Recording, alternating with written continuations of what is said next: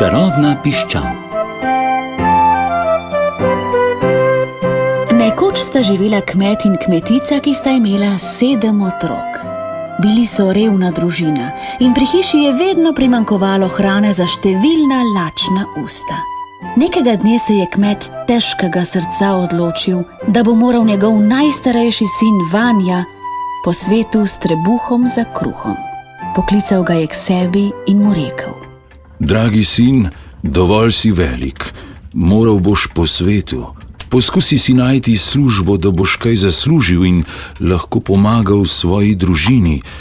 Mati ti bo spekla hlebec kruha in jutri zjutraj se odpravi na pot. Prav, oče. Vem, da je pri naši hiši preveč lačnih ust. Jutri grem.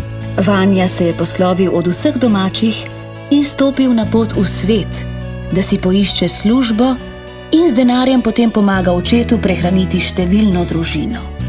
Hodil je in hodil, dokler ni mogel več naprej. Prevzela ga je taka utrujenost, da ni mogel narediti niti koraka več. V glavi se mu je pričelo megliti in ustrašil se je, kaj se z njim dogaja. Prav v tistem trenutku pa se je pred njim pojavil majhen možic in s piskavim glasom spregovoril: Hej, Vanja, počakaj! Joj, tako sem se te ustrašil. Nič se me ne boj, poglej, kaj imam. Kozarec? Poglej ven, Vanja, ali kaj vidiš na dnu kozarca? Vidim.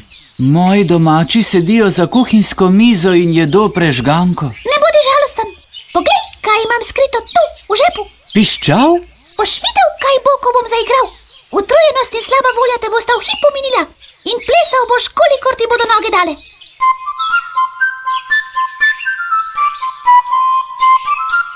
Kako je to zabavno! Joj, kar ne morem več. V glavi se mi vrti od plesa.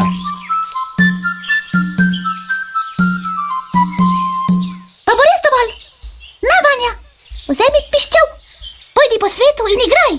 In videl boš, da ti bo prinesla srečo.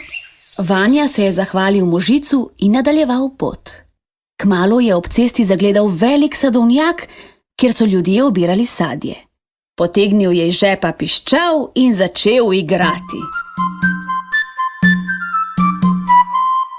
Ljudje so poskakali z dreves, se prijeli za roke in plesali, dokler niso omagali. Toda Vanja od tega ni imel nobene koristi. Naslednjega dne je prišel do velikega ribnika, kjer so ljudje lovili ribe.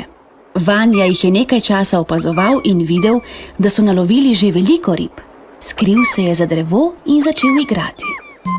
Ribiči so poskakali iz čolnov ter začeli plesati po obali. Plesali so in plesali, dokler Vanja ni prenehal igrati. Ugotovil je, da se ljudje sicer zabavajo, toda on od tega nima nič. Zato je nadaljeval svojo pot.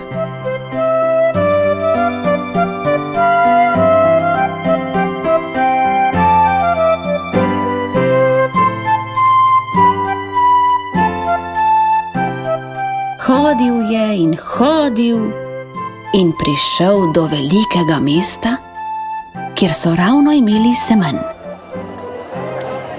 Lepo mesto, a čuden semenj je to. Nobenega smeha, nobenega veselja. Vsi se kislo držijo in nihče nič ne kupuje. Tega ne morem več gledati. Zaigral bom na piščal, morda jih razveselim. Tjale k vodnjaku se postavim, da me bodo vsi dobro slišali.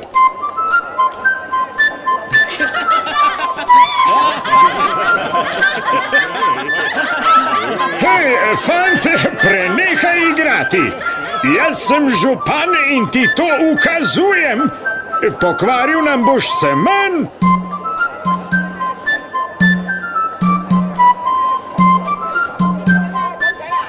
Rekel sem ti, da prenehaš igrati. Če ne boš ubogal, bom poslal policaje, da te zaprejo. Policaji, ujemite fanta in ga zaprite v zapor, takoj zdaj. Čakajte, fantje, kaj pa počnete? Zakaj pa zdaj še vi plešete? Takoj pridem sam dol na trg in osebno primem fanta, če vi niste sposobni.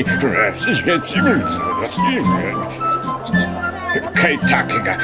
Pošljem jih, da ujamejo in zaprejo fanta, oni pa tebi nič, meni nič, začnejo plesati okoli vodnjaka. Župan je stekel na trk proti fantu. Toda, ko se mu je približal, je tudi sam začel plesati. Nazadnje se je Vanja naveličal igrati, saj je ugotovil, da tudi tokrat njegovo igranje ni obrodilo pričakovanega sadu. Medtem ko je premišljeval, kako naj si z igranjem prisluži denar, da bi lahko pomagal domačim, je ves žalosten nadaljeval svojo pot po svetu. Hodil je in hodil, dokler ni prišel v drugo deželo.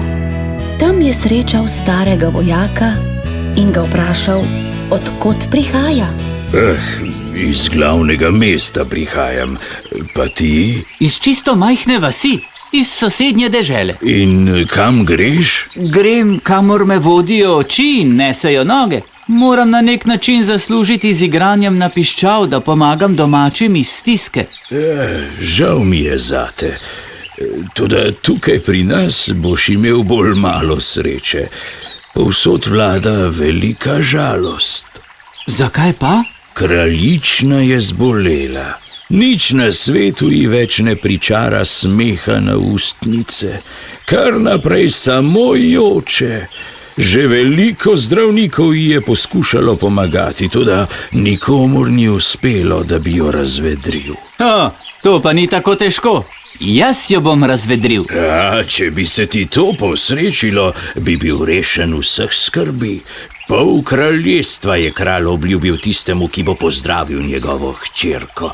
Veliko sreče ti želim, fant moj. Jaz pa grem dalje.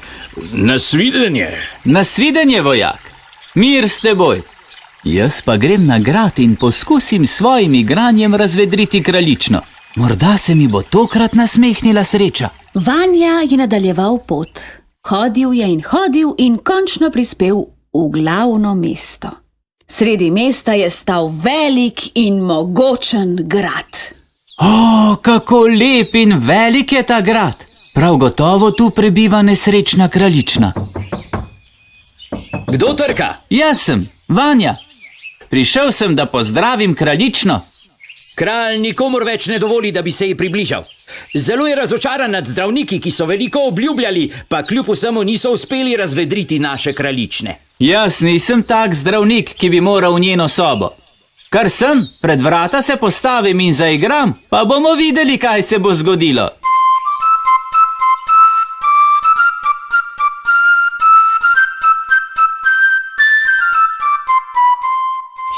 Očka, ali slišiš, zunaj nekdo tako lepo igra? Daj zaplešiva, očka, a ni lepo, tako sem vesela. Otrok moj, dajva zaplešiva. Sicer moje noge niso več mlade, da bi lahko veliko poskakovale, pa vseeno se bom potrudil zaplesati s teboj. Veš, tako sem vesel, da si spet zdrava.